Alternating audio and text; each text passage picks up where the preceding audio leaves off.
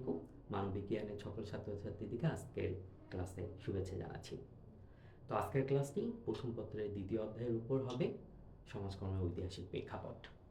তো আমরা জানি যে সমাজকর্ম দীর্ঘ সময় পথ পরিক্রমায় এটি একটি পেশাগত স্বীকৃতি লাভ করেছে।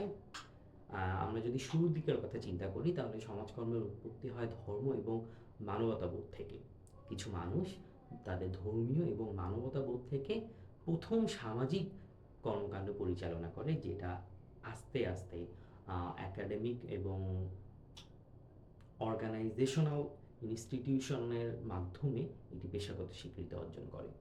তো 13 শতক থেকে শুরু করে 20 শতক পর্যন্ত বিভিন্ন আইন এবং বিভিন্ন অর্গানাইজেশনের মাধ্যমে সমাজকর্ম আজকে এই সমাজকর্ম বর্তমান যে পেশাগত সমাজকর্ম আর আবির্ভাব হয়েছে এটা শুরু।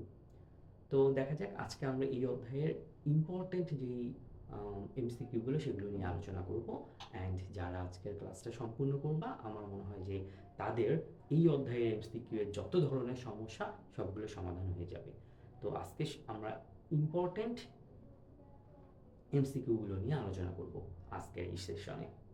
তো প্রথমেই তোমরা দেখতে পাচ্ছ স্ক্রিনে একটা ছবি, যেখানে আমরা দেখতে পাচ্ছি যে নিচের উদ্দীপকটি পড়ো এবং নিম্নোক্ত প্রশ্নের উত্তর দাও। দরিদ্র আইন, এটা 3টি বৈশিষ্ট্য উল্লেখ করা আছে। 40তম আইনগত পদক্ষেপ, প্যারিস এবং 3 শ্রেণীতে বিভক্ত। তো আমরা জানি যে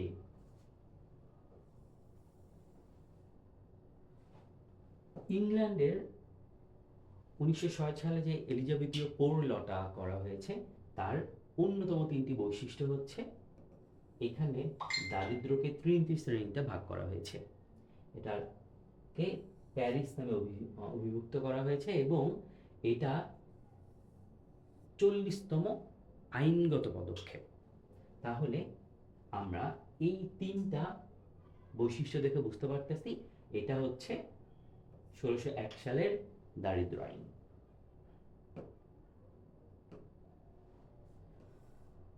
আমরা যদি এর পরের প্রশ্নটা একটু খেয়াল করি যে 1601 সালের এলিজাবেথীয় দারিদ্র আইনে দরিদ্রদের কয় শ্রেণীতে ভাগ করা হয়েছে, আমরা আগেই দেখে ফেলেছি যে এই আইনে দরিদ্রদের 3টি শ্রেণীতে ভাগ করা হয়েছিল: সক্ষম, অক্ষম এবং হচ্ছে যারা কাজ করতে অনিচ্ছুক।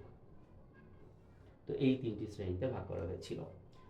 3 নম্বর কোশ্চেন আমরা দেখতে পাচ্ছি যে 1349 সাল থেকে 1597 সাল পর্যন্ত ইংল্যান্ডে কতটি দরিদ্র আইন প্রণীত হয়। তো ইংল্যান্ডে আমি যে বললাম শুরুতেই যে সমাজকর্ম আসলে 1300 সাল থেকে একটি দীর্ঘ পথ পরিক্রমার মাধ্যমে আজকের এই সমাজকর্ম হিসেবে স্বীকৃত। তো এইটা শুধুমাত্র 1349 থেকে 1797 সাল পর্যন্ত ইংল্যান্ডেই 42টি আইন করা হয়েছে এই সমাজকর্মের উপর এটাকে প্রতিষ্ঠিত করার জন্য বা এটাকে একটি সম্পূর্ণ প্রাতিষ্ঠানিক রূপ প্রদানের জন্য। তাহলে আনসার 42। এখন দেখো ইংল্যান্ডের দরিদ্র সমস্যা মোকাবেলায় 1531 সালে দরিদ্র আইনটি প্রণয়ন করেন কে? এই যে দরিদ্র আইনটি প্রণয়ন করার মধ্যে উল্লেখযোগ্য ভূমিকা পালন করেছিলেন রাজা অষ্টম হেনরি।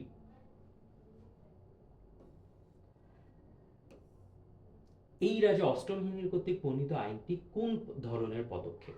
যেহেতু সে রাজা ছিল এবং একটি নির্বাহী আদেশ ছিল, তাই আমরা বলতে পারি এটা একটি কি রাষ্ট্রীয় পদক্ষেপ। ইংল্যান্ডে কয়লার খনি বন্ধের কারণ কি ছিল? আমরা জানি যে 19 শতাব্দীতে ইংল্যান্ডের বেকারত্ব সমস্যা ব্যাপক হারে বৃদ্ধি পায়। এর পিছনের অন্যতম কারণ ছিল কয়লা খনি বন্ধ হয়ে গেছিল। কেন? উন্নত প্রযুক্তির অভাবে। তাহলে অ্যান্সার হচ্ছে উন্নত প্রযুক্তির অভাবে। তো আমরা যদি এভাবে রিলেট করে করে এমসিকিউ গুলো সলভ করি তাহলে আমরা খুব সহজেই এগুলোর অ্যান্সার করতে পারবো। তারপরে কোশ্চেনটা দেখো, সমাজ কল্যাণের ইতিহাস অনুযায়ী কোন দেশে সর্বপ্রথম দরিদ্রদের জন্য শ্রম আইন প্রণীত হয়? আমরা জানি যে ইংল্যান্ডে সর্বপ্রথম এই শ্রম আইনটি প্রণীত হয়। একটু আগে আমরা যেটা নিয়ে আলোচনা করলাম, 20 শতাব্দীর শুরুতে ইংল্যান্ডে ভয়াবহ বেকারত্বের কারণ বলে তুমি কি মনে করো? ইংল্যান্ডে অন্যতম কারণ ঊনবিংশ শতাব্দীর বা বিংশ শতাব্দীর কয়লা খনি বন্ধ হয়ে যাওয়া বিংশ শতাব্দীতে। এর পরের কোশ্চেনটা একটু খেয়াল করো। দরিদ্র আইন বলতে বোঝায় ভিক্ষুক, ভবঘুরে এবং দুস্থ কল্যাণে প্রণীত আইন, বেকার, অলস ও সুবিধাবঞ্চিত শ্রেণীর কর্মসংস্থানে প্রণীত আইন, দরিদ্রদের শ্রেণীকরণ করে সাধারণ কর্মসংস্থান এবং প্রয়োজনীয় ক্ষেত্রে শাস্তি বিধান সমন্বিত আইন। নিচের কোনটি? আমরা দরিদ্র আইন বলতে এই তিনটিকেই বোঝাই। তাহলে অ্যান্সার হচ্ছে ডি। 1905 সালে দরিদ্র আইন কমিশনের নিচের কোনটির জন্য সুপারিশ করা হয়? তো আমরা 1905 সালের দরিদ্র আইনটা যদি একটু খেয়াল করি তাহলে আমরা দেখতে পারি যে সেই দরিদ্র আইনে কি এর আগের যে দরিদ্র আইনটা ছিল 1800 সালের, সেখানে কি করা হয়েছিল? একটি মিশ্র দরিদ্র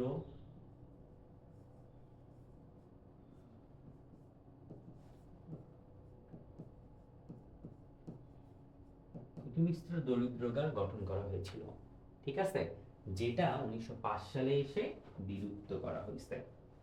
তাহলে অ্যান্সার কোনটা? মিশ্র দরিদ্রগার বিলুপ্ত করা হয়েছে 1905 সালে দরিদ্র আইনে।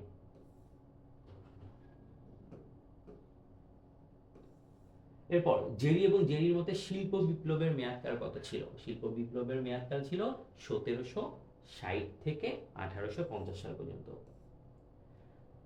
এরপরে হচ্ছে কিসের ফলে বস্তির সৃষ্টি হয়? আমরা জানি যে নগরে আবাসনের সংকট হলে, যেটা ঢাকা শহরে অহরহ দেখা যায়, আবাসনের সংকটের কারণে বস্তির সৃষ্টি হয়েছে। ইভেন মানুষজন রাস্তাঘাটেও থাকে, আমাদের ঢাকা শহরেই আমরা দেখতে পাই এটা। নেক্সট কোশ্চেন, শিল্পায়ন ও শহরায়ন সৃষ্টি সমস্যা কোনটি? দেখো, আমরা যদি বিংশ শতাব্দী থেকেই দেখা যায় যে পারিবারিক ভাঙ্গনের সূত্রপাত হয়, আর কি হয়? সামাজিক বিচ্ছিন্নতা হয়, আর কি হয়? নিরাপত্তাহীনতা হয়। এই তিনটাই আমরা আমাদের নিজেদের সামাজিক প্রেক্ষাপট দ্বারাই বুঝতে পারি।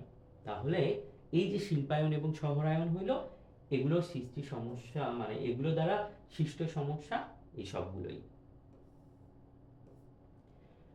আধুনিক সমাজকর্মের জন্মদাতাকে?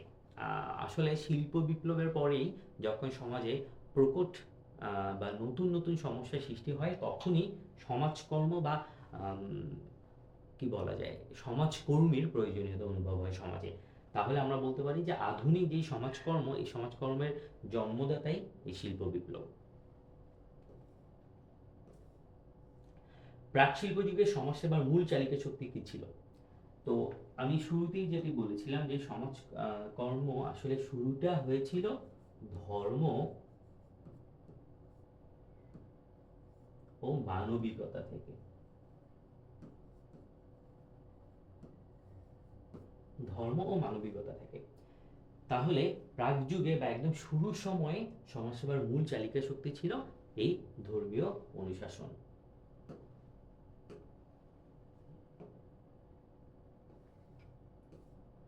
রতন অলস প্রকৃতির একজন স্বাস্থ্যবান যুবক, তাকে কোন প্রকৃতির দরিদ্র বলা যায়? সে হচ্ছে সক্ষম। হ্যাঁ, 1601 সালে যেই দরিদ্র আইনটা করা হয়েছিল, সেখানে আমরা দেখতে পারি যে ওখানে 3 ধরনের দরিদ্র ছিল, তার মধ্যে সক্ষম, অক্ষম এবং কি ছিল, যে কাজ করতে চায় না। যেমন তোমরা পড়াশোনা করতে চাও না, তাহলে তোমরাও এই দরিদ্রের অন্তর্ভুক্ত, তো পড়াশোনা করতে হবে। আচ্ছা, 17 নম্বর কোশ্চেনটা আমরা যদি একটু খেয়াল করি, উদ্দীপকটি পড়ো এবং নিম্নোক্ত এবং পরবর্তী প্রশ্ন উত্তর দাও। সকালবেলা প্রাত ভ্রমণে বেরিয়ে ঐশী দেখলো একজন মহিলা ঠেলাগাড়ি ঠেলে নিয়ে যাচ্ছে। ঠেলাগাড়িতে থালা নিয়ে বসে আছে একজন বৃদ্ধ পঙ্গু এবং তাদের সঙ্গে রয়েছে প্রায় 8 বছরের একজন শিশু, যে পথচারীদের কাছ থেকে ভিক্ষা নিয়ে থালায় রাখছে। ঐশী ওদেরকে বলল, কাজ করতে পারো না, ভিক্ষা করো কেন? তো ঐশীর দেখা মানুষগুলো ইংল্যান্ডে প্রবর্তিত কোন আইন অনুযায়ী শ্রেণীবদ্ধ করা যায়? আমরা জানি যে এই যে শ্রেণীভুক্ত করা দরিদ্রদের, এটা করা হয়েছিল 1601 সালের এলিজাবেথীয় পোর লতে। তাহলে অ্যান্সার হচ্ছে ডি। 18 নম্বর কোশ্চেন আমরা যদি একটু দেখি, 1877 সালে মার্কিন যুক্তরাষ্ট্রের কোন শহরে দান সংগঠন গড়ে ওঠে? বাফেলো। বাফেলোতে সর্বপ্রথম এই দান সংগঠন গড়ে ওঠে। এইভাবেই কিন্তু ব্যক্তিগত দান থেকে প্রাতিষ্ঠানিক দান এবং ব্যক্তিগত সমাজকর্ম থেকে প্রাতিষ্ঠানিক বা সামষ্টিক সমাজকর্মের উদ্ভব হয়েছে। তো 1942 সালে সামাজিক নিরাপত্তামূলক কর্মসূচি গ্রহণ করা হয়েছিল কেন? এটা কিন্তু একটা ভালো কোশ্চেন। আমরা যদি একটু দেখি, 1942 সালে সামাজিক নিরাপত্তা কর্মসূচি গ্রহণ করা হয়েছিল, তার কারণ হচ্ছে যে শিল্প বিপ্লবের কারণে সমাজে নানা ধরনের নতুন নতুন হয়। এই সমস্যার কারণে কি হলো? সামাজিক অনিশ্চয়তা ও নিরাপত্তা ঝুঁকি তৈরি হলো, যেটা আমরা বর্তমানে আমাদের দেশেই আমরা এটা কিছুটা উপলব্ধি করতে পারতেছি যে আমাদের যে পরিবর্তনটা হয়েছে এই পরিবর্তনের কারণে সামাজিকভাবে অনিশ্চয়তা এবং নিরাপত্তাহীনতা সমাজে দেখা যাচ্ছে। একটা মেসিভ ট্রানজিকশন যেটা আমাদের দেশেও হয়েছে আর শিল্প বিপ্লবের পরেও হয়েছে, যার কারণে এই সমস্যাগুলো সামাজিক নিরাপত্তা ঠিক করার জন্য 1942 সালে সামাজিক নিরাপত্তামূলক কর্মসূচি গ্রহণ করা হয়েছিল। ম্যারি রিচমন্ড এর চালকিত পেশাগত শিক্ষা ব্যবস্থা পরবর্তীতে কিসে উন্নীত হয়? এই শিক্ষা ব্যবস্থাটাই পরবর্তীতে new York of social work নামে চালু হয়। আমরা আরেকটা উদ্দীপক দেখতে পাচ্ছি। অধ্যাপক জাভেদ বলেন, ইংল্যান্ডে বেকারত্ব বৃদ্ধির কারণে অনেকগুলো সরকারি বেসরকারি প্রতিষ্ঠান গড়ে ওঠে। প্রতিষ্ঠানসমূহ বেকারদের সেবাদানে অপরিকল্পিত ও বিশৃঙ্খল কর্মসূচি গ্রহণ করতে থাকে। এসব প্রতিষ্ঠানে কর্মসূচির মধ্যে সমন্বয় সাধন ও সামঞ্জস্য বিধানের জন্য মনীষীগণ একটি সমিতি গঠনের উদ্যোগ গ্রহণ করে। সংগঠনটির কার্যাবলী কি ছিল? বললাম যে আসলে যখন এই প্রথম দিকে যেই সমাজকর্মটা ছিল সেটা ছিল ব্যক্তি সমাজকর্ম। ব্যক্তি নিজ উদ্যোগে সামাজিক কর্মকাণ্ডে জড়িত হতো, যেটা কোনো প্রাতিষ্ঠানিক রূপ ছিল না। তারপর কি হলো? অনেকগুলো প্রতিষ্ঠান মিলে আলাদা আলাদাভাবে সমাজকর্ম বা সমাজসেবা চালু করলো, কিন্তু এদের মধ্যেও কোনো সমন্বয় ছিল না, সমন্বয়হীনতা ছিল। এই সমন্বয়হীনতা কাটিয়ে এটাকে অর্গানাইজড ওয়েতে পরিচালনা করার জন্য ইংল্যান্ডে একটি সমিতি গঠন করা হয়েছিল। যে সমিতির কার্যাবলী ছিল এই যে সংগঠন বা অর্গানাইজেশনগুলো ছিল এগুলোর মধ্যে একটি অনুসন্ধান বিভাগ স্থাপন করা এবং এগুলোর ব্যয়ভার কমানো। যদি আমরা দেখি যে রাজা অষ্টম হেনরি 1531 সালে একটি দরিদ্র আইন পাশ করেন, এটিকে কি হিসেবে অভিহিত করা হয়? এই যে রাজা অষ্টম হেনরির যে আইনটি, এটিকেই একটি গঠনমূলক দরিদ্র আইন হিসেবে অভিভুক্ত করা হয়। এই আইনটি দরিদ্র আইনকে একটি গাঠনিক বা একটি সাংগঠনিক রূপদান করতে ভূমিকা পালন করছে।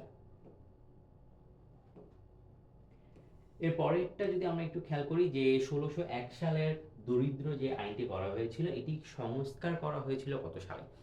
যেহেতু এগুলো সমাজকর্মের যে আইনগুলো হয়েছে এগুলো আসলে যে কোনো কিছুই আস্তে আস্তে পরিবর্তনের মাধ্যমে একটি পূর্ণাঙ্গ রূপ লাভ করে। তো ঠিক সেভাবেই এই 1600 সালে যে আইনটা করা হয়েছিল এটা তখনকার প্রেক্ষিতে করা হয়েছিল, যেটা ঊনবিংশ শতাব্দীতে এসে 1838 সালে নতুন করে সংস্কার করা হয়।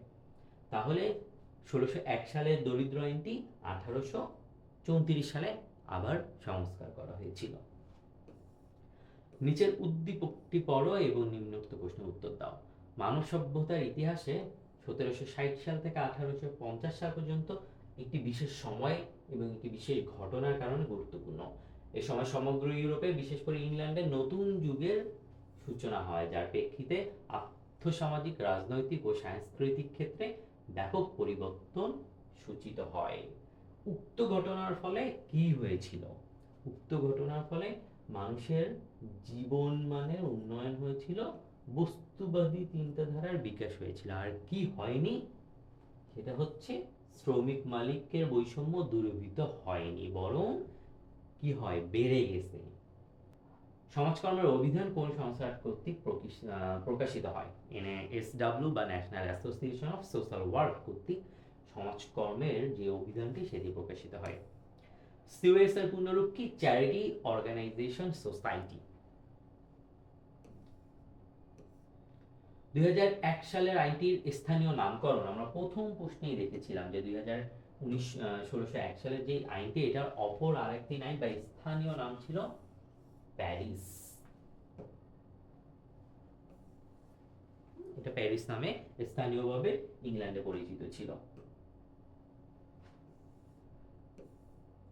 আচ্ছা, রিপা ব্রিটিশ সরকারের শিক্ষাবৃত্তি নিয়ে গত মাসে ব্রিটেনে গিয়েছে। সেখানে গিয়ে সে জানতে পারে ঊনবিংশ শতাব্দীতে ওই দেশে একটি আইন প্রণয়ন করা হয়েছিল।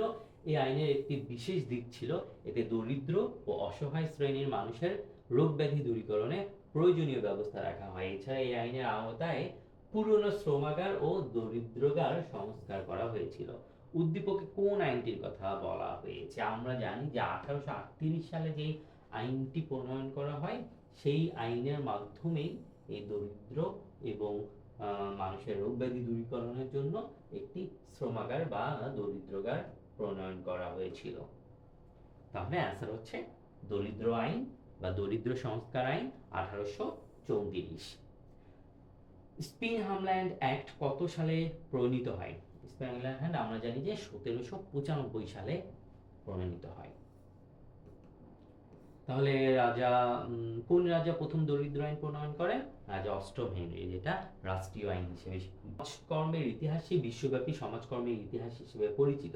উক্ত দেশের মানুষ ধর্মীয় অনুপ্রেরণায় গির্জার মাধ্যমে অসহায় দরিদ্র ও পঙ্গুদের সেবাদান করতে উক্ত দেশের সমাজকর্ম পেশা হিসেবে স্বীকৃত।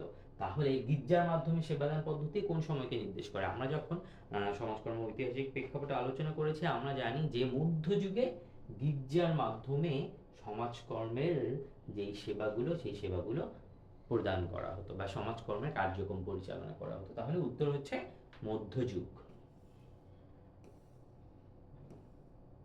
1348 সালে জাতীয় দুর্যোগ হিসেবে কোন দেশে প্লেগ রোগ বা ব্ল্যাক ডেথ নামে পরিচিতি লাভ করে? ইংল্যান্ডে এই ব্ল্যাক ডেথ বা প্লেগ রোগের আবির্ভাব দেখা যায় 1348 সালে। ইংল্যান্ডের দারিদ্র সমস্যা সমাধানে বিভিন্ন দরিদ্র আইন প্রণীত হয়। দরিদ্র আইনগুলো মূলত দরিদ্রগার স্থাপন, ত্রাণ সাহায্য, যোগ্য অযোগ্য দরিদ্র চিহ্নিতকরণ, ভিক্ষাবৃত্তি নিরুৎসাহিতকরণ প্রভৃতি পদক্ষেপ গ্রহণের আইনগত ভিত্তি রচনা করে। তো ইংল্যান্ডে দরিদ্র অবস্থার চরমে উপনীত হওয়ার মূল কারণগুলো কি ছিল? তা আমরা জানি যে ইংল্যান্ডে যেই দরিদ্র অবস্থা, যে অবনমিতা ঘটছে, এর পিছনে সব থেকে বড় যেই কারণটা ছিল সেটা ছিল শিল্প যুগের সূচনা এবং সামন্ত যুগের অবসান। সামন্ত যুগের অবসান এবং শিল্প যুগের সূচনায় ছিল দরিদ্র হুট করে হুট করে যেই দরিদ্র সমস্যার আবির্ভাব হয় ইংল্যান্ডে, তার প্রধান কারণ ছিল এই শিল্প বিপ্লব বা শিল্প যুগের সূচনা।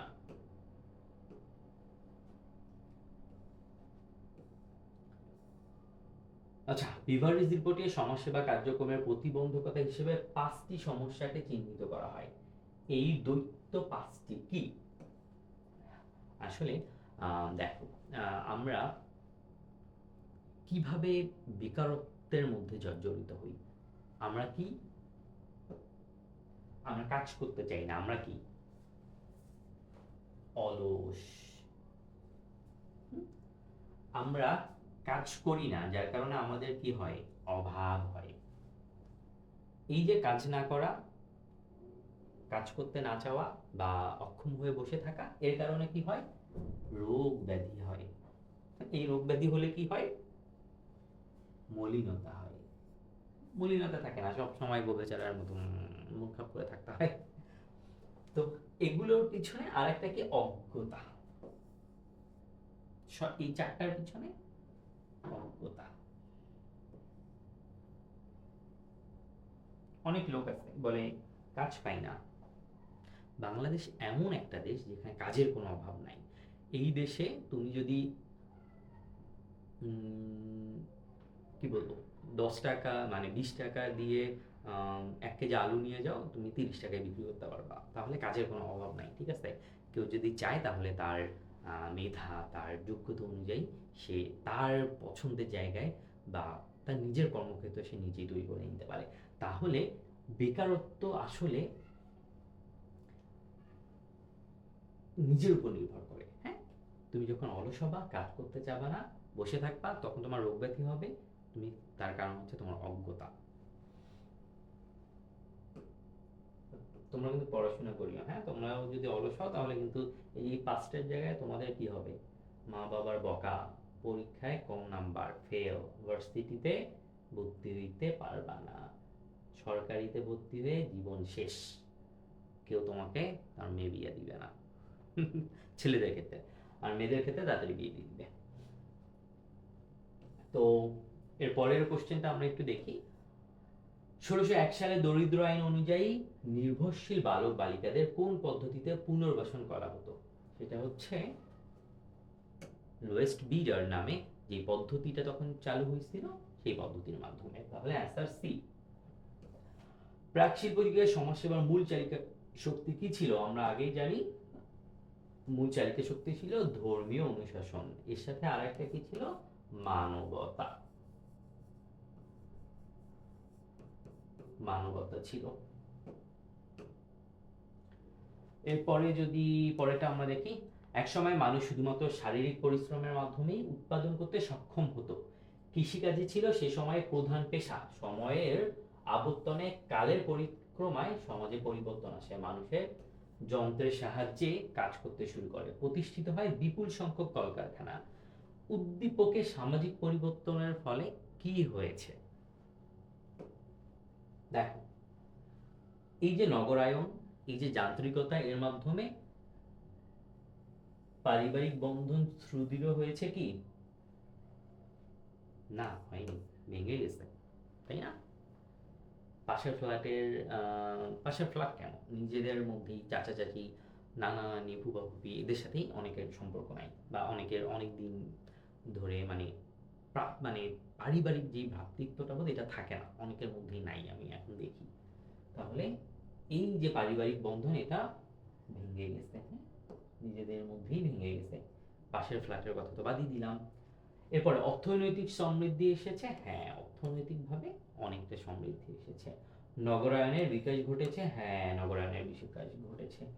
তাহলে আমরা অ্যান্সার কি পেলাম? 2 এবং 3, বা সি নাম্বার। সমাজকর্ম পেশা হিসেবে স্বীকৃতি লাভ করে কখন? 1940 সালে সমাজকর্ম পেশা হিসেবে স্বীকৃতি লাভ করে। National association of social work পেশাদার সমাজকর্মীদের জন্য সর্বপ্রথম পেশাদার নৈতিক মানদণ্ড বা ইথিক্স, কোড অফ ইথিক্স নির্ধারণ করে 1960 সালে। তো এই ছিল আজকের মতো। আমার মনে হয় যে এগুলো যদি তোমরা একটু ভালো করে দেখো, তাহলে এই অধ্যায়ে যে এমসিকিউ গুলো, সেগুলো সবগুলোই তোমাদের হয়ে যাবে। এগুলোই ইম্পর্ট্যান্ট।